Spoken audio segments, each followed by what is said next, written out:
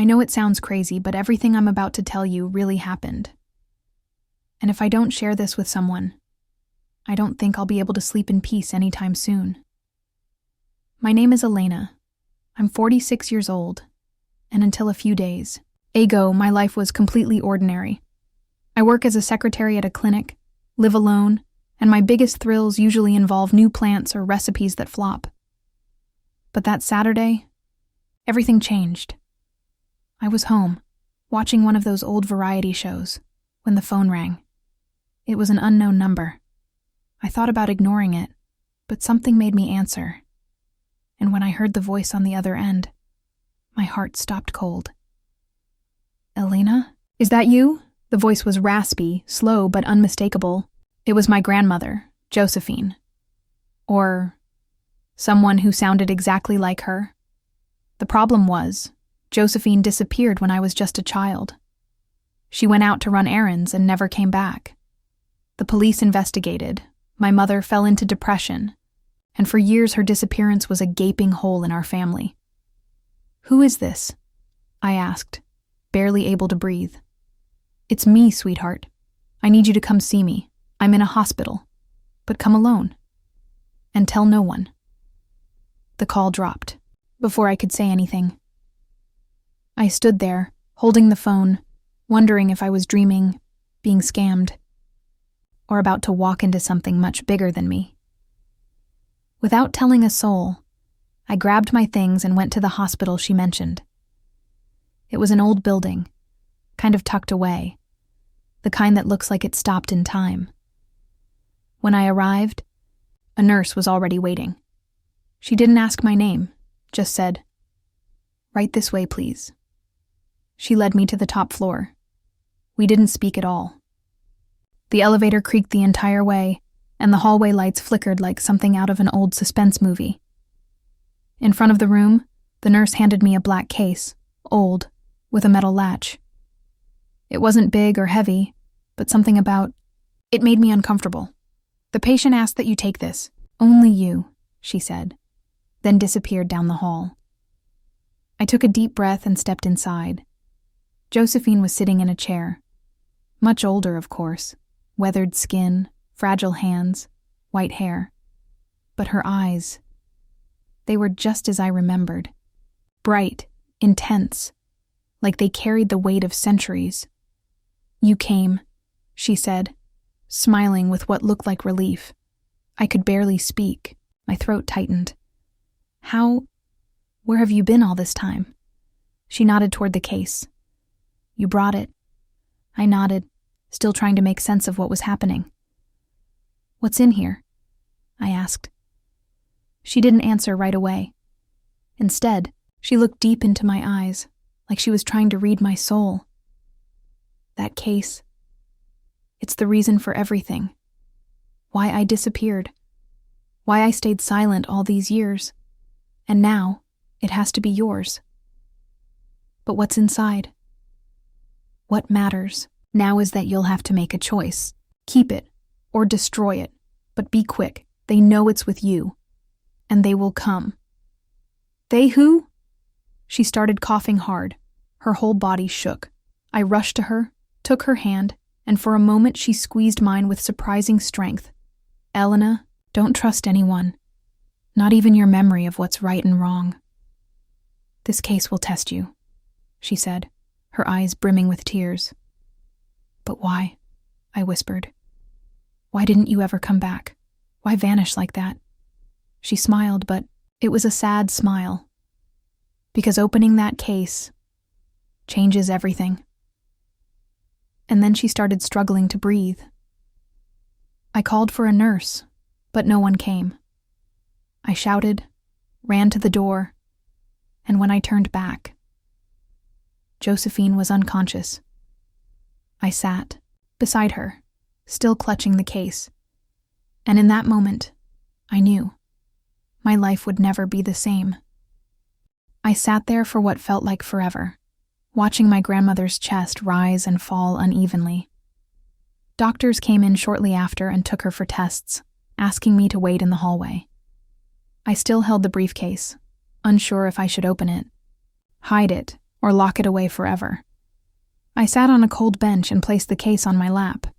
It seemed to vibrate with a strange energy, like it carried a presence.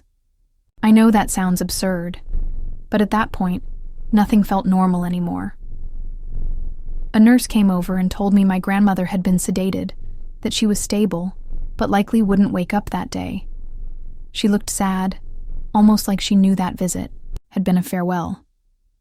"She asked you to guard this carefully," the nurse said, nodding at the case. "And she warned, some people might try to take it from you." "Who?" I asked, confused. She didn't give any names. She just said, "Not to trust anyone." I shivered. That's not the kind of thing you hear every day. I thanked her, said goodbye, and left the hospital, holding the briefcase like it was a piece of my own past. In the taxi back home, the driver said something about the weather, but I barely heard him. My thoughts were racing. Opening this changes everything, she'd said. And they'll come for it. At home, I locked every door and window. I don't even know why, just pure instinct. I placed the case on the kitchen table and stared at it like it was ticking. That night, I didn't sleep. Every creak in the walls felt suspicious. Every shadow in the hallway made me hold my breath. The next morning, I was jolted awake by a knock at the door. My heart jumped. I checked the peephole. A tall man in a gray suit, clean cut, holding a folder, smiling politely. "Miss Elena? I'm from the bank. May I speak with you for a moment?" "The bank? Without an appointment? What bank?" "We're updating records. From inactive accounts belonging to Miss Josephine, you're listed as the primary heir, correct?" I froze. How did he know that? I didn't even know Josephine had an active account anywhere. "I'm not interested," I said firmly, without opening the door. "Perhaps you are," he replied, still smiling. "After all, we're talking about a significant amount." I swallowed hard. He knew. Somehow, he knew about the case, and that polite smile now felt like a veiled threat. "Please leave, or I'll call the police." He didn't argue. He just smiled, adjusted his tie, and said, "If you change your mind, reach out. My name is Arthur. Good luck, Elena." I looked again through the peephole. He was getting into a black car. No plates. I went back to the kitchen, sat in front of the case, and ran my fingers over the metal clasp. It was locked. No key. Then I heard a click. Swear I didn't touch. It was like something inside had shifted. I grabbed a kitchen knife and tried to pry it open.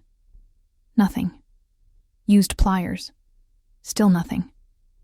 It was like it could only be opened by someone, or at a very specific time. Then came another knock. Louder this time. I checked the peephole. No one. But when I opened the door, there was an envelope on the floor. Inside, a single sheet of paper. One handwritten sentence. "If you open it before the right time, everyone will pay the price." My hands began to tremble. This was going too far. Who were these people? Why had my grandmother dragged me into this? I went back to my bedroom, locked the door, and hugged the case like it was a shield. And that's where I stayed, until sleep finally overtook me. I woke up to the sound of the landline ringing. No one used that phone anymore, except my grandmother, and now it was ringing like nothing had ever happened. I picked it up, my voice trembling. "Hello?" Silence for a few seconds. Then a raspy, slow voice spoke. "Don't open it, not yet." "Who are you?" I asked, my throat dry. "I'm just trying to keep you alive." The call dropped. I stood frozen, still holding the receiver. It felt like a movie, but this was real. I put the briefcase back under the bed, wrapped in a blanket, and sat down on the edge, my head in my hands. Moments later, my cell phone vibrated. A message from an unknown number. There are eyes everywhere. That briefcase has changed hands too many times. Don't make the same mistakes. At that point, I didn't trust anyone. I decided to visit my grandmother's old apartment. She never let anyone in, but maybe now there was something there that could explain all this. I took a taxi to the building. The doorman, who'd known me since I was a kid, let me in without many questions. The apartment looked exactly as I remembered it. Old furniture, heavy curtains, the smell of eucalyptus and dusty books. Everything felt frozen in time. I dug through drawers, cabinets, boxes. I found several handwritten letters, some dated 1967, others even older. Some were in languages I couldn't even recognize. But one of them, written in Portuguese, had a name that sent chills through me. Arthur. Arthur keeps insisting. He said the briefcase will return to me one day. I told him I'd rather die than put it back in their hands. It was my grandmother's handwriting. I returned home, heart racing. This wasn't just about inheritance or some family secret. It was much, much bigger. When I got back, I found the door slightly ajar. I froze. I entered carefully. "Is anyone here?" I called out. Silence. The living room was a mess. Drawers pulled open, cushions slashed. But the briefcase, it was still in my room, in the same place, untouched. I ran to it. There was a sheet of paper taped to the lid. She's still on our side, but for how long? I started crying. This was insane. I was living a story I wouldn't know how to explain. I sat on the floor, leaning against the bed, trying to think. Who was she? My grandmother? Me? The briefcase? That night, I decided to try something. Maybe it would give me answers. I placed the case on the table, grabbed a sheet of paper and a pen and wrote, "What do you want from me?" I left the paper beside the case and went to bed. When I woke up the next morning, my heart was pounding. There was something written on this sheet. The right question isn't what I want from you. It's what you want to do with all this. I stared at it, a chill creeping up my spine. How was this possible? Who wrote it? On the back of the sheet, another sentence.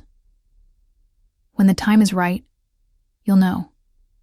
Until then, guard the secret. I sat there, hands trembling. I was in the middle of something far bigger than myself, something that had entangled my family for decades. And now, it was up to me not to mess it all up. The clock on the wall was almost striking midnight when the decision formed in my mind. I knew I could no longer delay. The briefcase, the warnings, the threats, everything had built up into a growing pressure, something impossible to ignore. But there was also a part of me that wanted to take a step forward, unafraid to discover what was really going on. I took the briefcase, and before opening it, I thought of my grandmother. She had asked me to protect it, to keep the secret. But what did protecting it really mean? If the briefcase held so much power, what was I supposed to do with it? Keep it forever? Or set it free? With trembling hands, I opened the latch. Inside, there wasn't gold or jewels, as many had imagined. There wasn't a fortune that would change my life overnight.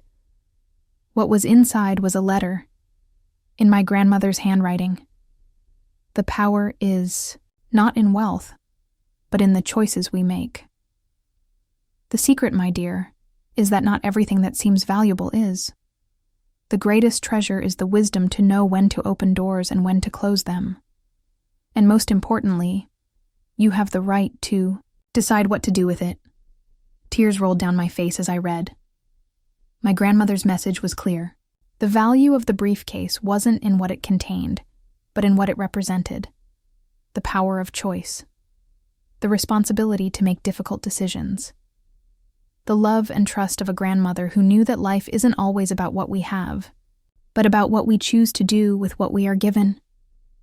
I closed the briefcase carefully and placed it back under the bed, resolved to move on. There were no more mysteries, no more secrets to uncover. The real lesson was in learning to let go of what we can't control. The next day, Arthur called again. His voice, calm and reassuring, tried to convince me to hand over the briefcase, but I knew what to do now. It wasn't about power. It wasn't about money. It was about my freedom to choose. And I no longer needed answers, because I already had mine. I won't hand it over, Arthur. The briefcase stays with me, and that's how it will be, I said firmly. There was silence on the other end. Then he responded, "You're ready to own your fate. Follow your truth, Elena. I just wanted to know if you had the courage to choose for yourself." I hung up the phone and took a deep breath. Now, the briefcase had real value. Not for being an object of mystery, but for reminding me that the choice to be happy, to live without chains, was in my hands. And you? What do you think of Elena's decisions? Would you do the same if you were in her place? Leave your opinion in the comments. Don't forget to like and follow for more stories.